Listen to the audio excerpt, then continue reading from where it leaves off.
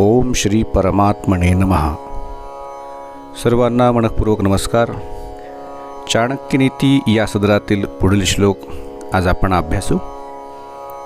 अहिनृपंच शार्दूलम किटिंच बालकं तथा परश्वानंच मूर्खंच सप्तसुप्तान्न बोधयेत.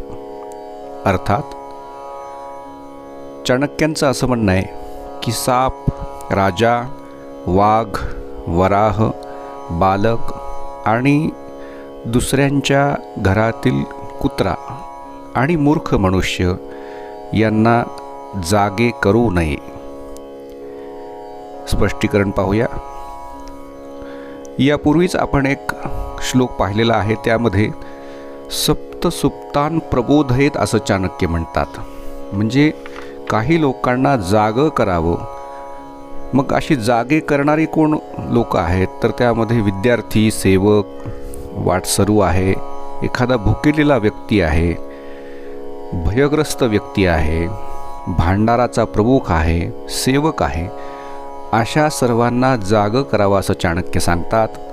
पण या श्लोकामध्ये कोणत्या लोकांना जागं करू नये तर त्यामध्ये पहिलं नाव त्यांनी दिलेलं आहे ते म्हणजे साप. सर्पाला जागं करू नये. का?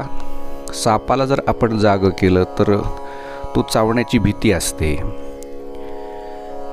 दुसरं नाव घेतलेलं आहे ते म्हणजे राजाचं. राजा म्हणजे आज राजेशाही नाही आहे अस्तित्वात, पण मग राजा म्हणजे कोण तर अतिउच्च पदस्थ व्यक्ती ज्यांच्याकडे खूप मोठे अधिकार आहेत. अशा व्यक्तीला जागं करू नये. कारण त्यांच्या जागं होण्यामुळं कदाचित ते क्रोधित होऊ शकतात आणि आपण एखादं काम जर घेऊन त्यांच्याकडे गेलेलो असू तर कदाचित ते काम होण्याची शक्यता नसते त्यांना आपण जागं केल्यामुळे. त्यानंतर वाघ, सिंह इत्यादी जे हिंसक पशु आहेत यांना जागं करण्याचा परिणाम तर आपल्या सर्वांना माहिती आहे. आपण सर्वजण ते जाणतो.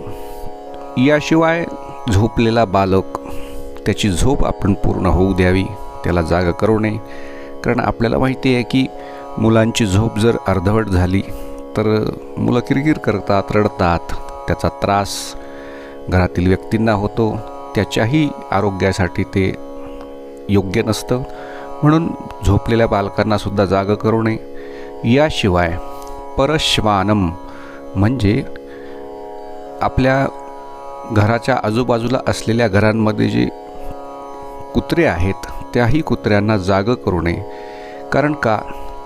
अशी जी घरात पाळलेली पाळीव कुत्रे असतात, आपण त्यांना जागं केलं तर कदाचित त्यांच्या भुंकण्यामुळे त्रास होतो किंवा ते आपल्या पाठीमागे लागू शकतात, पाठलाग करू शकतात. याशिवाय मूर्ख मनुष्याला जागं करू नये.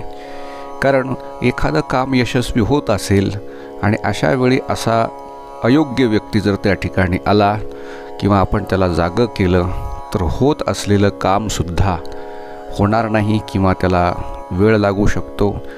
म्हणून चाणक्यांच्या जीवनामध्ये जे त्यांनी अनुभवलेलं आहे की सप्तसुप्तान न बोधयेत, या लोकांना जागे करू नये.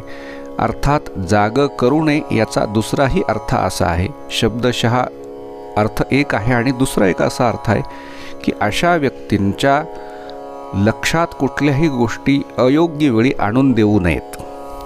म्हणजे अधिकारी व्यक्ती आहेत, योग्य वेळी योग्य गोष्ट जर त्यांच्या लक्षात आणून दिली तर त्याचा उपयोग आपल्या फायद्यासाठी होतो. पण अयोग्य वेळी अयोग्य गोष्ट जर आपण लक्षात आणून दिली तर त्याचं नुकसानही आपल्याला होऊ शकतं. म्हणून आपण या श्लोकातून योग्य तो बोध घेऊया आणि आपली वाटचाल यशस्वी करण्यासाठी त्याचा उपयोग आपल्या जीवनामध्ये निश्चित करूया. भेटूया पुढील श्लोक घेऊन. जय श्रीराम.